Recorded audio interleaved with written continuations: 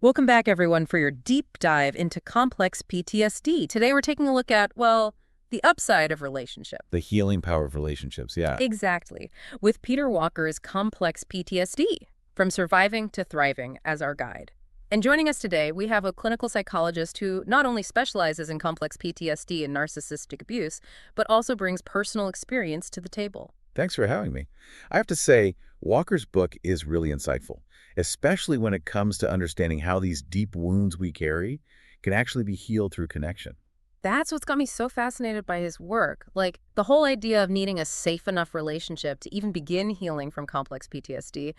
It makes you think, right, if someone's been through the ringer, relationally speaking, how can they even grasp the concept of a safe harbor, let alone trust it?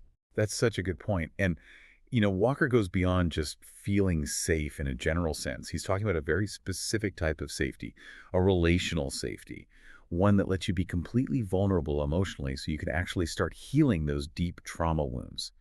And this is where it gets really interesting. He talks about the therapist's own emotional intelligence being so important here. He calls it co-regulation of affect. Co-regulation of affect.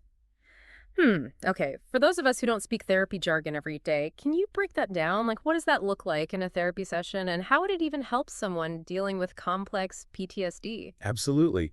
Imagine like a dance where one person is mirroring the other's moves, but with this sense of calm and stability. That's kind of what's happening with this co-regulation of affect thing. You see, the therapist, by really being aware of their own emotions and how they react, they can stay present with you, grounded, even when you're hit with super intense feelings. So they're like emotionally steady even when you're not. Exactly. Think of it like this. Their calmness actually helps regulate your nervous system. And this lets you begin to process those emotions without being totally overwhelmed by them. You know what I mean? So it's like the therapist is modeling a healthy nervous system response, right? Not shutting down or being totally detached, but staying present amidst all the chaos. You got it. The cool thing is that Walker actually connects this to emerging research on mirror neurons.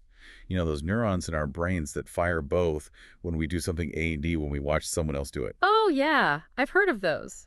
So our brains are basically wired to like resonate with other people's emotional states. That's exactly it. We're hardwired to learn from them. Wow, that makes a lot of sense. It's like the therapist is providing this corrective emotional experience, helping you rewire your brain for healthier emotional regulation just by being calmly present with you in those intense moments. It's pretty amazing when you think about it. And this actually makes me think about another thing Walker talks about, how what happens in early childhood can really shape whether we can form secure attachments later in life. Oh, 100%.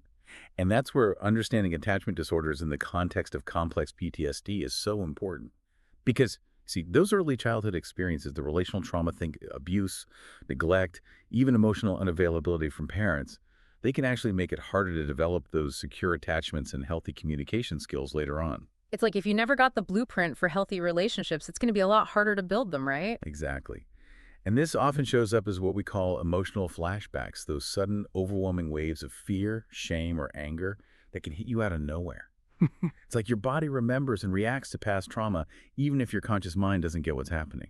It's like you're caught in this loop, and it can feel so real even if you logically know the danger isn't actually there. Right, and that's why having a therapist who truly understands trauma Hmm. is so crucial, especially one like Walker describes, because, see, he emphasizes providing that safe space, a containing space where you can actually process those emotional flashbacks without freaking out even more.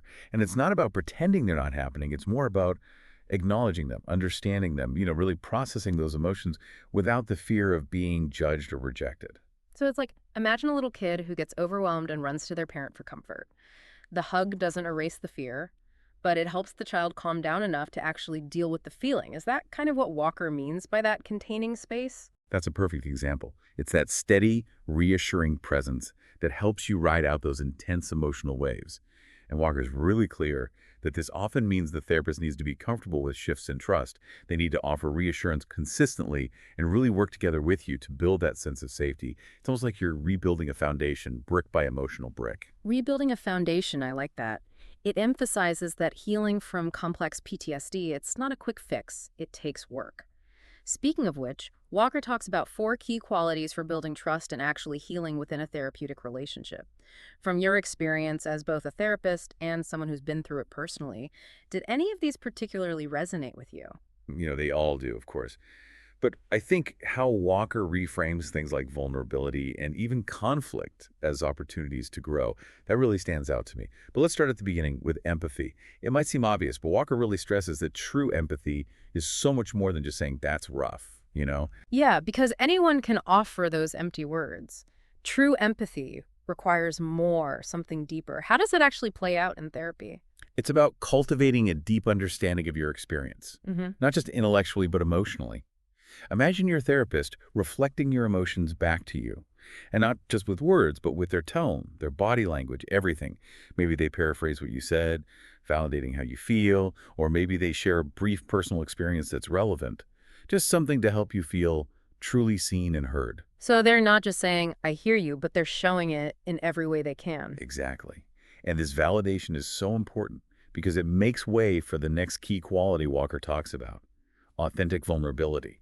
It challenges that whole therapist is a blank slate thing and suggests that therapists actually revealing some of their own vulnerabilities can be incredibly powerful. That's so interesting because you'd think for someone who's been through relational trauma, the idea of a therapist being vulnerable would be kind of scary. So, how does that actually help in the healing process? It can be incredibly disarming, especially for someone struggling with shame, with the fear of being too much. Imagine, say, you're feeling ashamed of your anger, and your therapist says something like, I get triggered and feel anger sometimes too. It's a normal human emotion. That kind of realness, it can be huge. Because it normalizes what you're feeling. Right. It chips away at that shame that keeps so many of us stuck. Like they're saying, hey, it's okay to be human. You're not alone in this. And I bet that can be so powerful in breaking through that isolation that often comes with complex PTSD. Absolutely. And this sense of shared humanity, it actually leads right into Walker's third key quality: dialogicality. It's about moving away from one-sided conversations. The kind that often show up in unhealthy relationships where one person dominates, and instead you work towards a more balanced dialogue. So, not the therapist as the expert with all the answers, but a back and forth where you're both contributing your voice, your insights, all of it is valued. Exactly. Yeah. And Walker acknowledges this might look different depending on where you're at in therapy. Early on, it might be more about you having the space to just process, to explore your experiences. But as you heal, the goal is to move towards a more collaborative dynamic. So, you're reclaiming your voice in a way Yes. and your agency. That's got to be incredibly empowering for someone who's probably felt unheard or silenced in past relationships. It really is about finding your voice again, isn't it? And that takes us to Walker's last key quality, the collaborative rapport repair. Even in the best relationships, the ones built on trust, misunderstandings happen. Conflicts are bound to pop up here and there. So how does Walker suggest we handle these inevitable bumps in the road? Well, it kind of flips the script.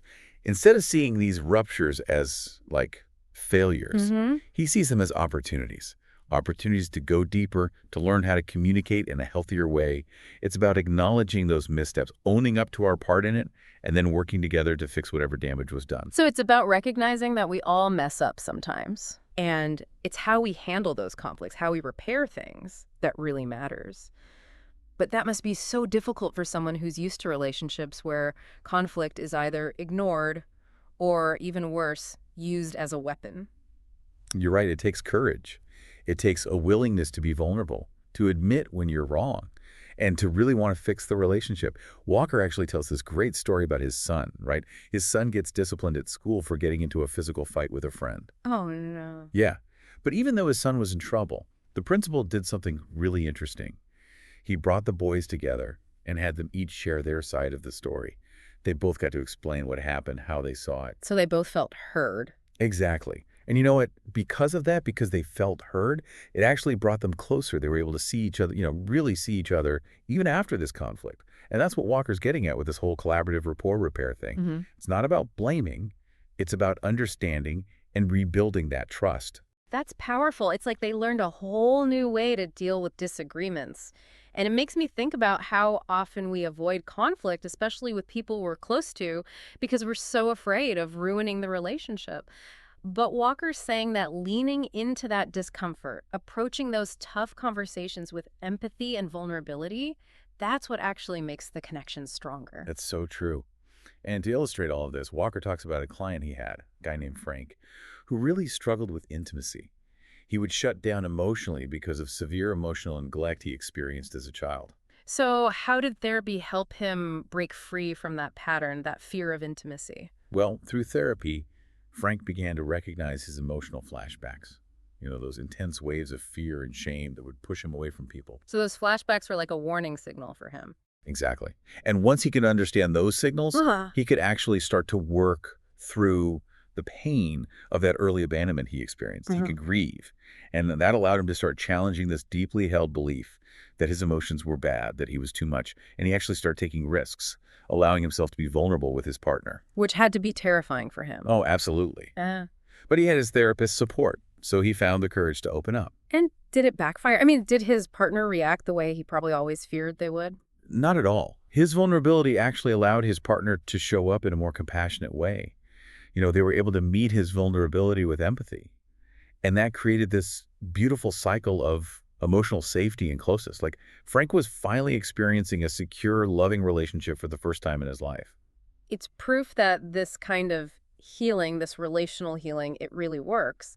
But Walker doesn't stop there, does he? Hmm. He also talks about tackling that inner critic, that voice of self-doubt and negativity, which can be so loud, especially for people with complex PTSD. That's right. He's actually really passionate about that. He's critical of therapists who stay too neutral when it comes to the inner critic. He believes you have to actively challenge those negative thoughts and beliefs, not just observe them. So it's more than just acknowledging those thoughts. It's about learning how to fight back against them, Yes.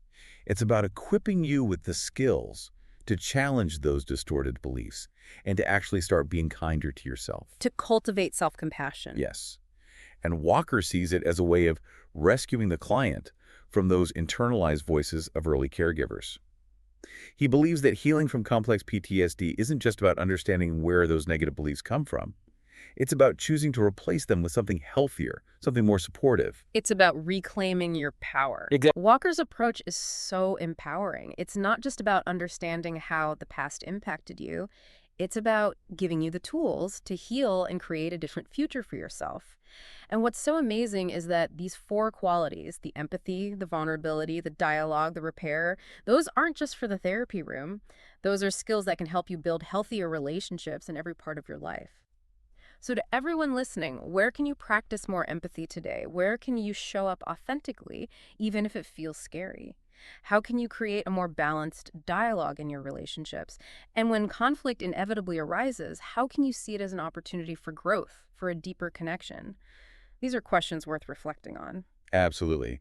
At the end of the day, Walker's work is a powerful reminder that healing is possible. Yeah, And that connection, real, authentic connection, is the greatest antidote to trauma. that's beautifully said. Thank you so much for joining us today and sharing your insights on this important topic. It's been a pleasure. Thank you for having me. It's been great. And to all of you listening, we hope this deep dive has left you with some new insights and maybe even inspired you to create more healing and connection in your own lives.